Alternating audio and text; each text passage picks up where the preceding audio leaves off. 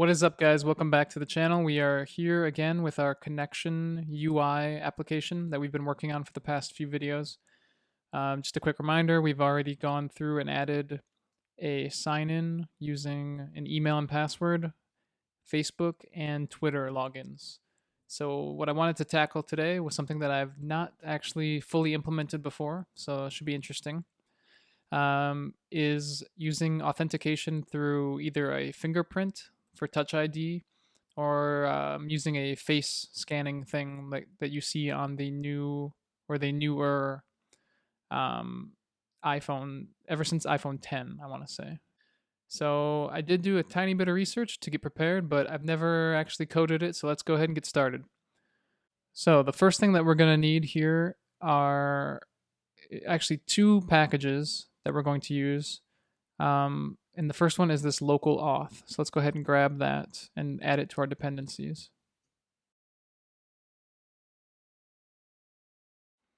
And the second one that we're going to want is this Flutter secure storage. So why do we need this?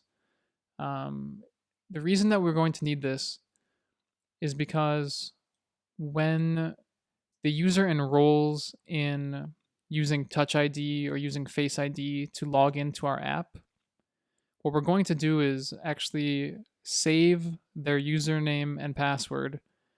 And when the next time when they come into the application and they put their finger on the Touch ID, we're going to go to where we stored that username and password and automatically send that. So they're still going to be using an email and password. They just won't realize it because it'll be so much quicker. It'll just be whether scanning their face or putting their thumb on the fingerprint reader. So you need a secure place to store that information. One place that you might be tempted to store it is in what's called the shared preferences. But it turns out from a little bit of the digging that I did online that that's not actually a good idea because that information is vulnerable and it can be found out by people who have the technical skills to find it. So this package here is called Flutter Secure Storage, and what it's going to do is actually encrypt the data so that it is safer. I'm not saying it's 100% safe. I don't know if it's 100%, but it's a lot safer than storing it in the shared preferences.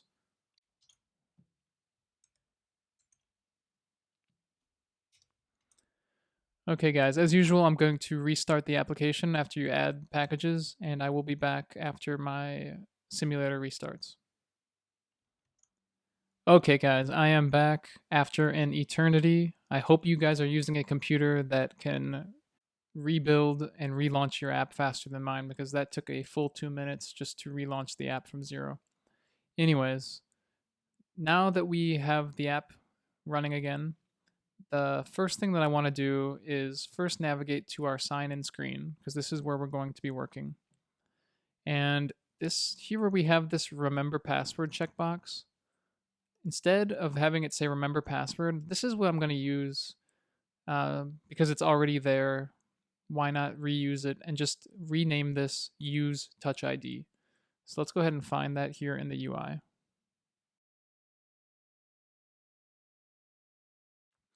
Okay, so now that we've done that, let's go ahead and start thinking about this. The user is going to enter their email, their password. They're going to check this box, use Touch ID, and they're going to log in. And for now, I might as well just show you guys, remind you where we're at with what happens on sign in. So now we just get this blank white screen with the name of the user. This is the sign that we know that the user has been authenticated successfully. Okay? So what I want us to do is pass in this property here on the sign in. And then when we navigate to the next page, I want to show a dialog window which is going to allow the user to use their thumbprint or face ID to verify that they are who they say they are. And from that point on, that's where we're going to save into that secure storage. So let's go ahead and implement that.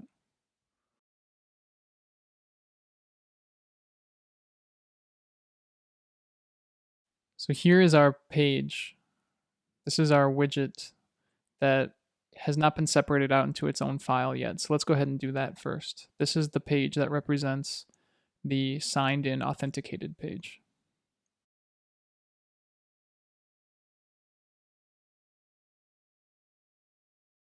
And now we're going to create some properties for this widget. So the first thing here, you can see we have an error because it doesn't know what this auth result was or the user's email. So we can go ahead and add that as a property to be passed in. And I'm also going to add a Boolean value that represents whether the user selected to use TouchID. And then we have to create the custom initializer to initialize these values.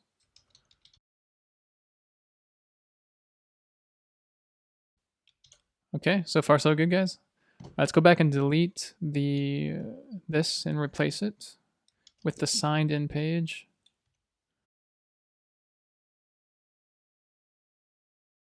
Okay, so let's go back into that page that we just created, and let's use this variable wants TouchID. So let's think about how we want to use it. Maybe we could, for example, just make an if statement, and if this is true, show a dialog to the user. Let's see if that works.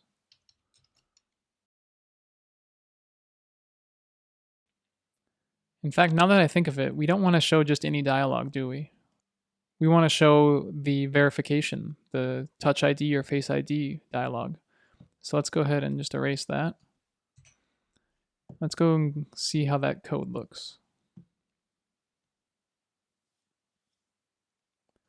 So let's go ahead and create that local authentication object.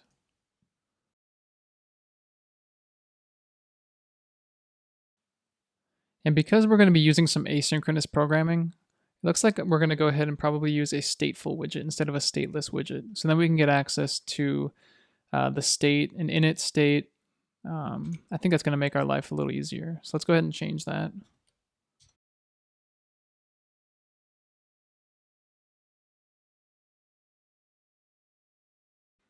Okay, so I'm expecting there to be some errors because this simulator, though it does provide a way to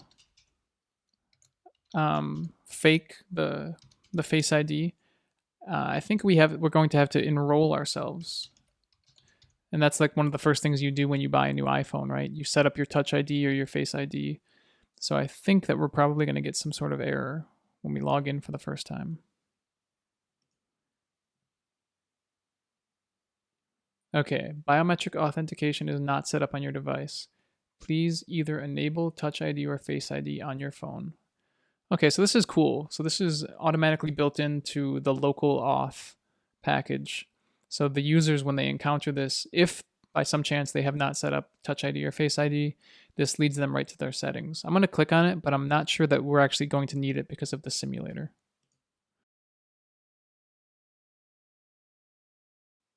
Yeah.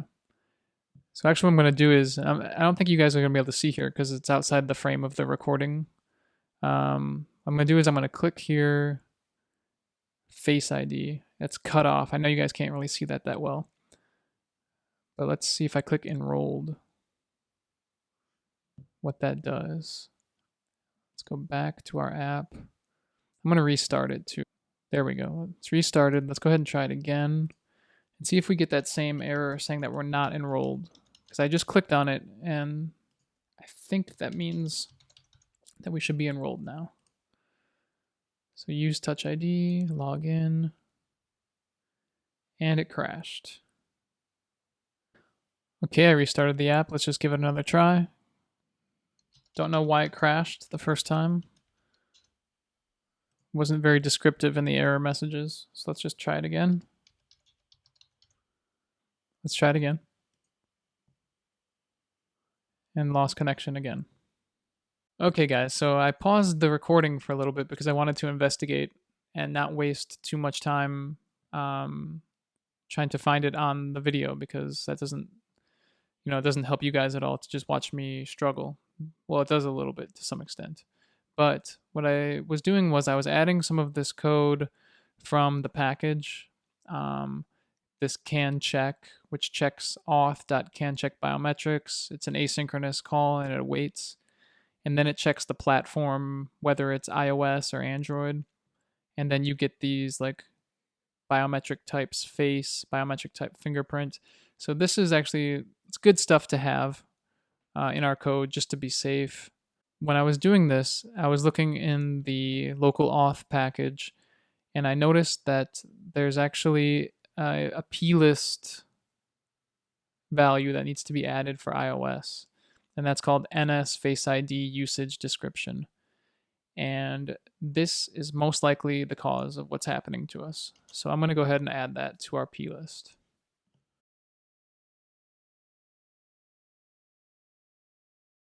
And as usual, I'm going to restart, and I'll be back after the simulator restarts. Okay, guys, we're back. Let's cross our fingers and hope that that was the answer.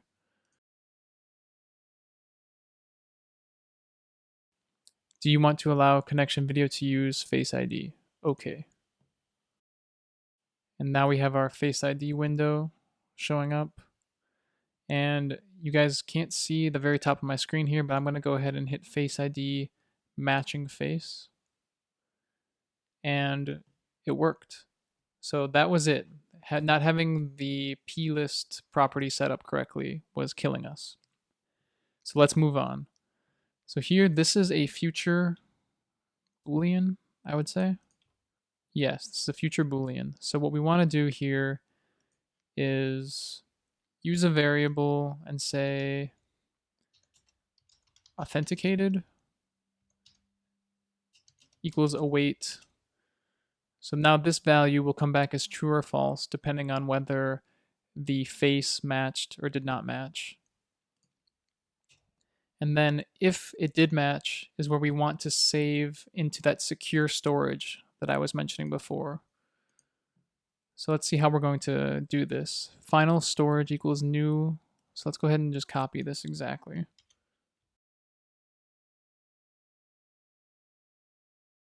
So now we have a Flutter secure storage. So then we're going to say if authenticated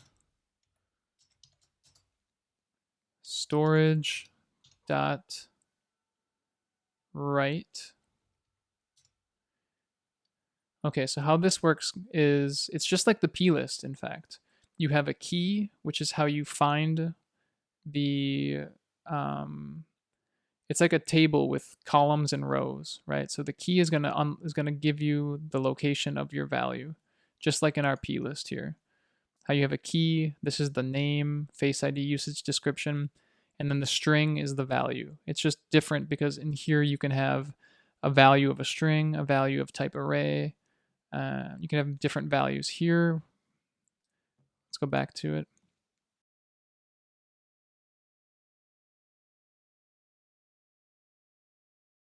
Now we need to get these values. So let's go back to the sign-in screen. And here where we were passing in the user email, I'm just going to pass in the user.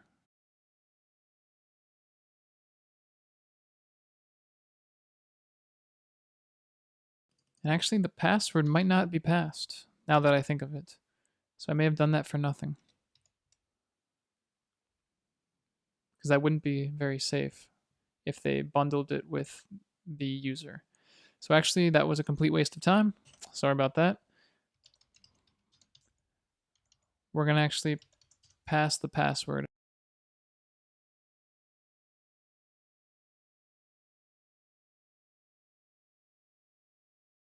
Okay, so we've written to the secure storage. And now what I want to do is go back to the sign-in page. And I'm going to use, again,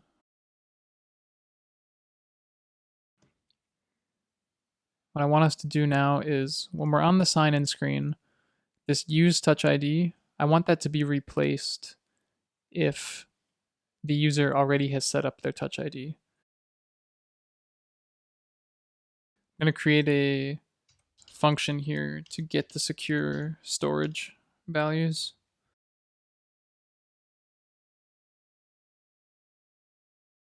So that value now is going to be stored in this variable.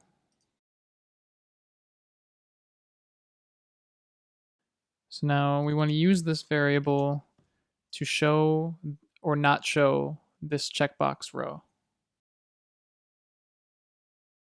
So let's think about that. If the user has TouchID, that means they've already set it up. So we don't want to show this row. We'd rather show... Okay, so just for the time being, let's see what that looks like. Actually, we're going to crash because we have to do a restart.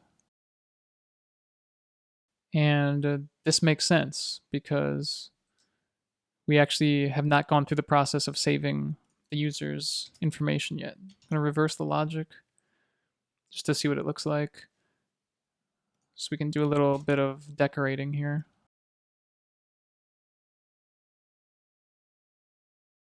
Let's add an inkwell on tap. Okay, so this is the important part, right guys? So now here, if the user has already signed up for TouchID when they signed in, and then they went through the process that we've just designed on the other side, on the other screen.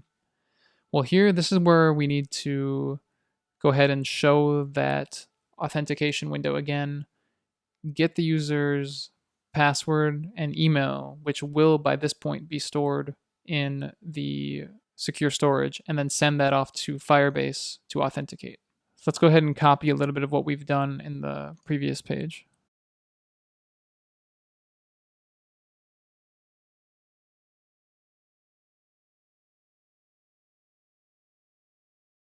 Okay, so here we have to install or import the IO because platform is not being recognized. Here we're having a problem because this is not an asynchronous function. So actually what I should have done from the beginning was just use the entirety of this function. Don't know why I didn't do that.